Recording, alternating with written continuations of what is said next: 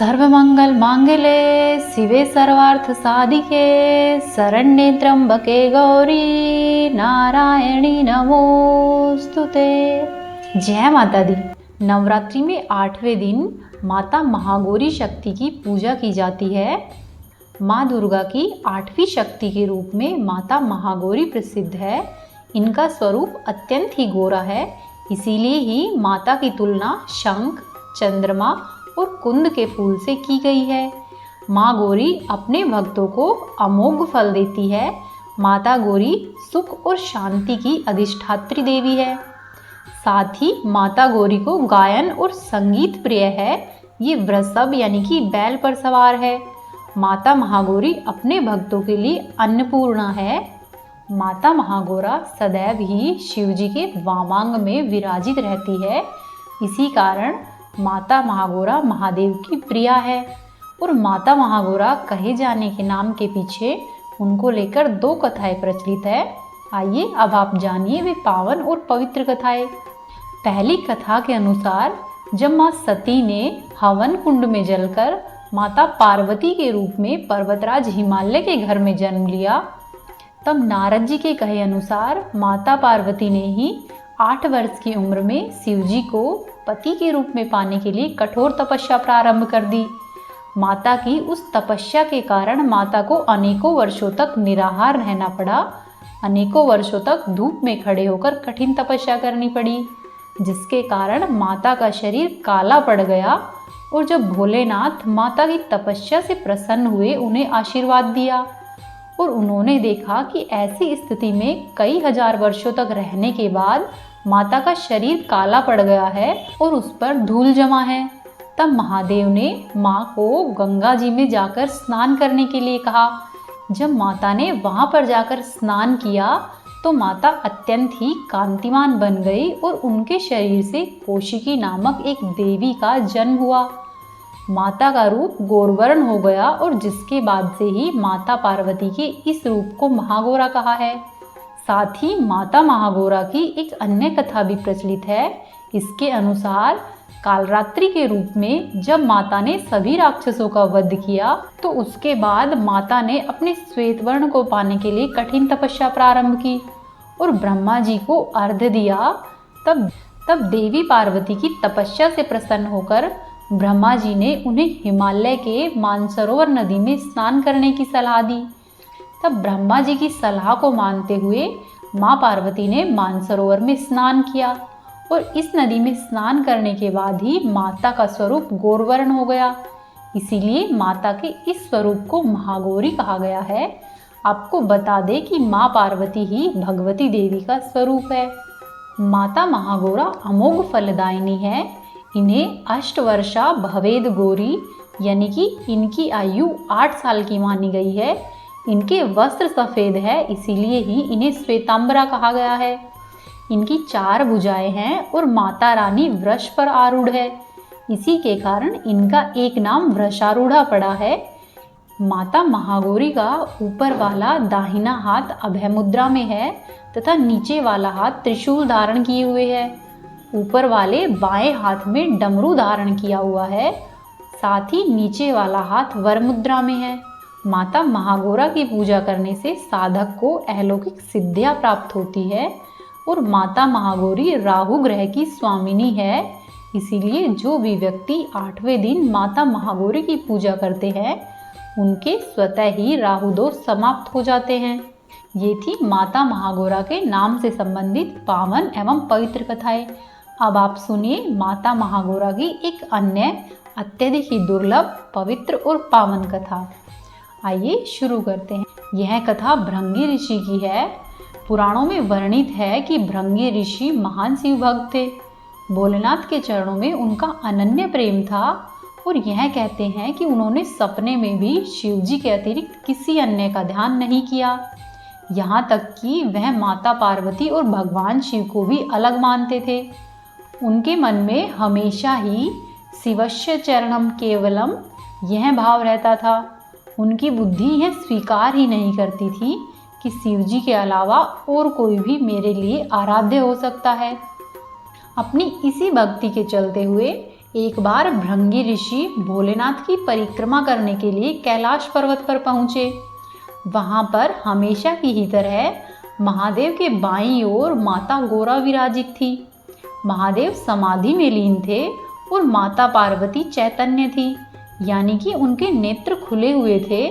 तब भृंगी ऋषि शिव प्रेम में मतवाले हो रहे थे। वह केवल शिव जी की ही परिक्रमा करना चाहते थे, क्योंकि उनके ब्रह्मचर्य की उनकी अपनी अलग ही परिभाषा थी। उन्हें लगा कि पार्वती जी तो शिव जी के वामांग में विराजित है, ऐसे में मैं कैसे परिक्रमा करूं? तब उन्होंने माता पार्वती से कहा कि आप शिव जी से अलग होकर बैठ जाए, ताकि मैं अपनी परिक्रमा पूर्ण कर सकूं। तब माता महागौरा समझ गई कि यह तपस्वी है, लेकिन इसका ज्ञान अधूरा है। तब उन्होंने भृंगी की इस बात को अनसुना कर दिया, लेकिन भृंगी अपनी हट में थे। उन्होंने बार बार माता महागौरा से हटने के लिए कहा। तब माँ पार्वती ने इस पर आपत्ति जताई और कहा कि अनुचित बात करना बंद करो। पहले तो उन्होंने भृंगी को कई तरह से समझाया, प्रकृति और पुरुष के संबंधों की व्याख्या की। माता ने वेदों का उदाहरण भी दिया, लेकिन भृंगी थे जो कि समझने के लिए तैयार ही नहीं थे। जब माता पार्वती ने उनकी बात को अनसुना कर दिया, तब भृंगी ने सर्प का रूप धारण कर लिया और शिव जी की परिक्रमा करने लगे। और वह सरकते हुए देवी पार्वती और महादेव के बीच से निकलने का प्रयत्न करने लगे। उनकी इस मूर्खता का परिणाम यह हुआ कि शिव जी की समाधि भंग हो गई। उन्होंने समझ लिया कि मूर्ख पार्वती को मेरे वामांग में देखकर विचलित हो रहा है, वह दोनों में भेद कर रहा है। तब शिव जी ने तुरंत ही अर्धनारीश्वर रूप धारण कर लिया। अब पार्वती माता उन्हीं में विलीन हो गई, परंतु भृंगी तब भी नहीं माने। तब शिव जी के दाहिने भाग से पुरुष और बाएं भाग से स्त्री रूप में दिखने लगे। अब तो भृंगी की योजना पर पानी फिरने लगा, परंतु भृंगी तब भी नहीं माने। उन्होंने चूहे का रूप धारण किया और चूहे के रूप में प्रभु के अर्धनारीश्वर रूप को कुतरकर एक दूसरे से अलग करने की कोशिश की। तब माता पार्वती ने उन्हें श्राप दिया कि भृंगी तू सृष्टि के नियमों का उल्लंघन कर रहा है। यदि तू मातृशक्ति का सम्मान करने में अपने आप को हठी समझता है, तो अभी और इसी समय तेरे शरीर से तेरी माता का अंश अलग हो जाएगा। यह श्राप सुनकर स्वयं महादेव जी भी व्याकुल हो उठे। उस समय भृंगी की बुद्धि भले ही मूढ़ हो गई थी, पर महादेव जी जानते थे कि यह श्राप कितना गंभीर है। शरीर विज्ञान की तंत्रोक्ति व्याख्या के अनुसार इंसान के शरीर में हड्डियां और पेशियां पिता से मिलती है, जबकि रक्त और मांस माता के अंश से प्राप्त होता है। तब माता का ऐसा श्राप मिलते ही भृंगी ऋषि की दुर्गति हो गई। उनके शरीर से तत्काल ही रक्त और मांस अलग हो गया और शरीर में बची रह गई तो केवल सिर्फ हड्डियां और मांसपेशियां। मृत्यु तो उनकी हो नहीं सकती थी, क्योंकि वो अविमुक्त कैलाश के क्षेत्र में थे और स्वयं ही सदाशिव और माता महागौरी उनके सामने थे। ऐसी स्थिति में उनके प्राणों के हरने के लिए यमदूत भी वहां पर पहुंचने का साहस नहीं कर सकते थे।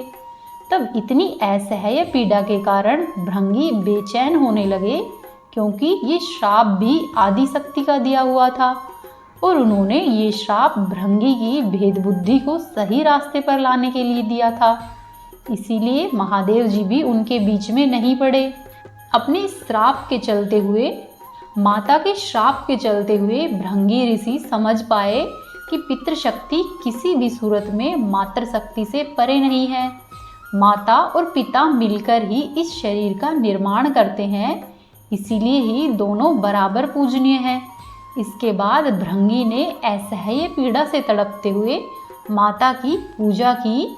माता तो माता ही होती है। उन्होंने तुरंत ही उन पर कृपा की और पीड़ा समाप्त कर दी। माता ने अपना श्राप वापस लेने का उपक्रम शुरू कर दिया, लेकिन भृंगी ऋषि ने माता को श्राप वापस लेने से रोक दिया। तब भृंगी ने कहा कि हे माता, मेरी पीड़ा दूर करके आपने बड़ी कृपा की है, लेकिन मुझे इसी स्वरूप में रहने दीजिए। मेरा यह स्वरूप संसार के लिए एक उदाहरण होगा कि फिर से इस सृष्टि में कोई भी मेरी तरह भ्रम का शिकार होकर माता और पिता को एक दूसरे से अलग समझने की भूल नहीं करेगा। फिर भृंगी ने आगे कहा कि हे माता, आपने मेरे ऊपर इतना उपकार किया है, अब मैं एक उदाहरण बनकर सदैव ही आपके आसपास रहूंगा। भक्त की यह बात सुनकर माता महागौरा और महादेव जी अत्यधिक प्रसन्न हुए। अर्धनारीश्वर स्वरूप को धारण किए हुए माता पार्वती और भगवान भोलेनाथ ने तुरंत ही भृंगी को अपने गणों में प्रमुख स्थान दे दिया। भृंगी चलने फिरने में समर्थ हो सके, इसीलिए उन्हें तीसरा पैर भी दिया। तीसरे पैर की वजह से वह अपने भार को संभालकर शिव जी और पार्वती जी के साथ चलते हैं। अर्धनारीश्वर भगवान ने कहा कि हे भृंगी, तुम सदा ही हमारे साथ रहोगे और तुम्हारी उपस्थिति जगत को संदेश होगा कि जीव में जितने अंश पुरुष का है उतना ही अंश नारी का भी है। इस तरह से माता महागौरा ने अपने भक्त पर कृपा करके उन्हें विशेष गणों में स्थान दिलाया है। भृंगी ऋषि महादेव के गणों में विशेष स्थान रखते हैं। कहते हैं कि जहाँ शिव होंगे वहीं पर गणेश, नंदी, श्रृंगी, भृंगी, वीरभद्र इनका वास स्वयं ही होगा। भोलेनाथ और माता पार्वती के साथ उनके ये गण हमेशा ही चलते रहते हैं।